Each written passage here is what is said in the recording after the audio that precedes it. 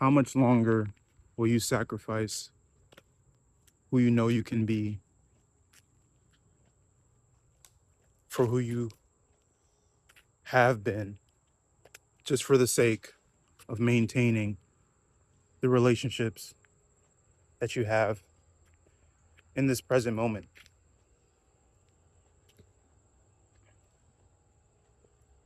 We call relationships bonds. And that's funny because bond is short for bondage. And slaves are put in bondage. And as I was meditating, I heard someone begin to sing because I was meditating in a park. I heard someone start to sing, and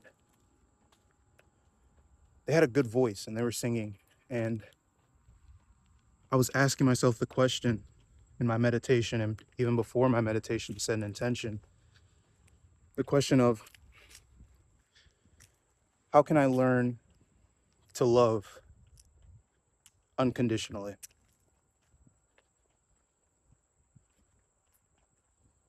Because to love unconditionally is to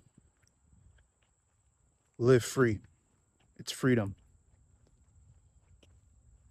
True love, and the only love, is unconditional love. The universe, or reality, is governed by this unconditional love. The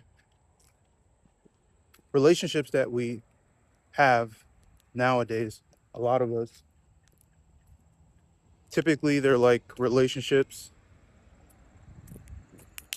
that have juxtaposition and contradiction. And but I say juxtaposition as in, if you do this for me, I will do that for you. And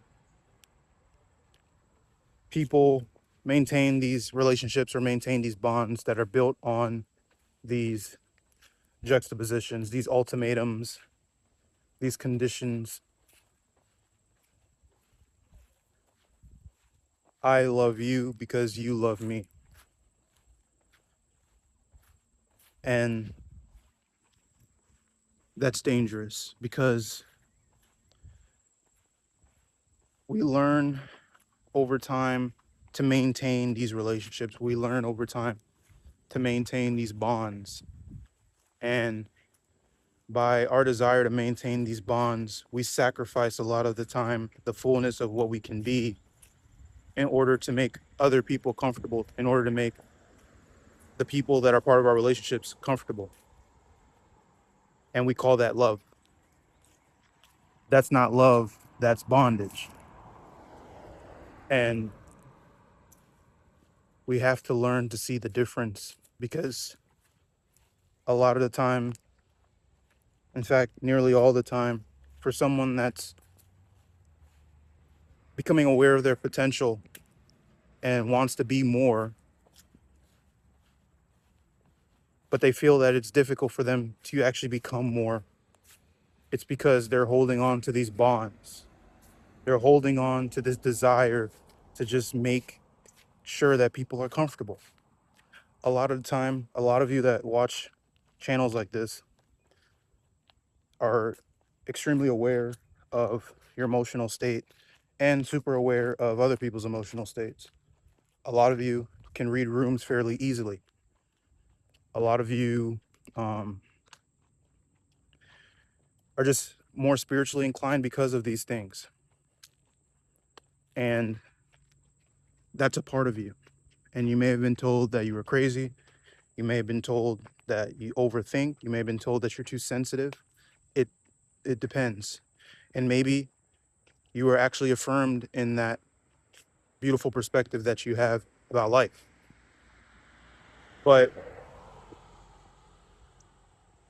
when you have such a special and rare perspective on life that I believe everyone has to a certain extent, but when you stay true to that and you let that sort of lead how you live your life, it tends to make people feel uncomfortable, because when you learn to lean on that part of you, when you learn to lean on that perspective, you tend to become someone that isn't as emotionally dependable as most people have learned to look for when interacting with other beings.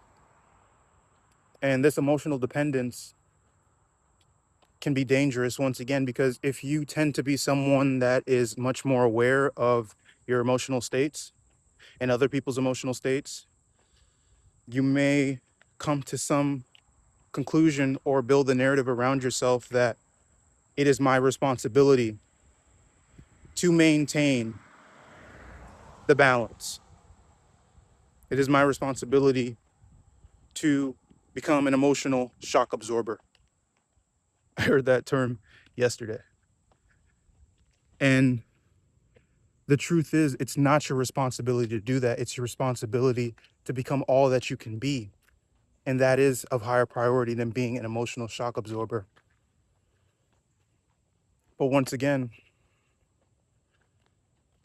this pseudo love that we've grown to understand can keep us locked in bondage. And so that is a form of bondage, to feel like you need to be an emotional shock absorber, to feel like you need to be the person that keeps the peace. When people are upset around you, you offer another perspective in order to level it out. When people are extremely happy and blissful and everything like that, you also lean into that with them, but you may also tend to offer perspective in order to balance that out.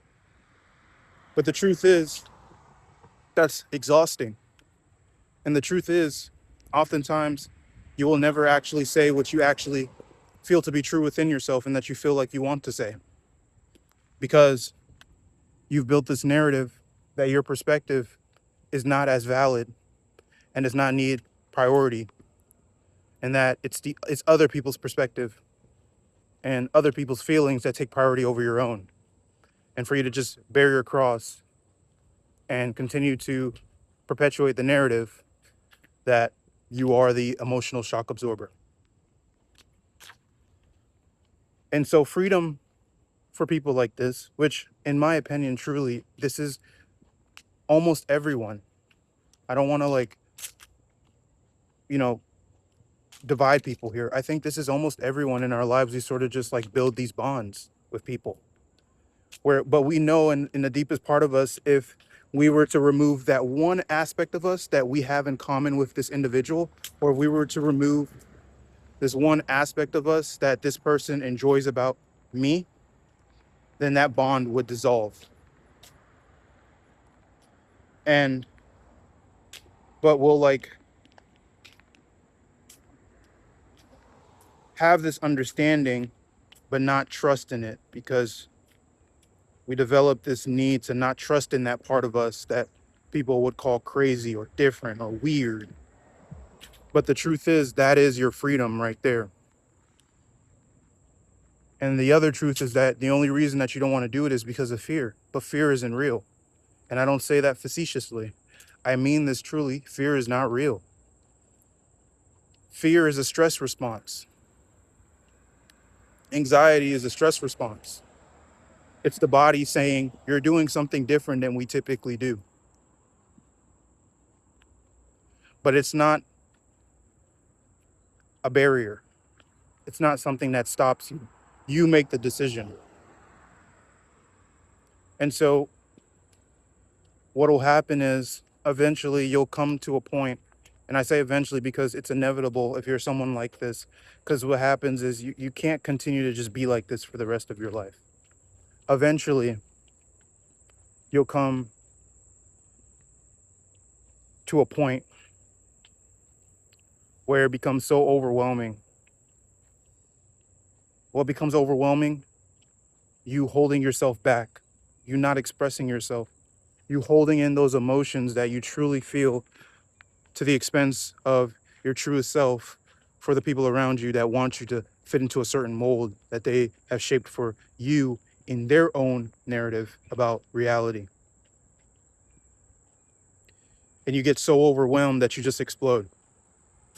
And this explosion, it's not a violent explosion, at least not from the outside, but instead it's you finally coming to the realization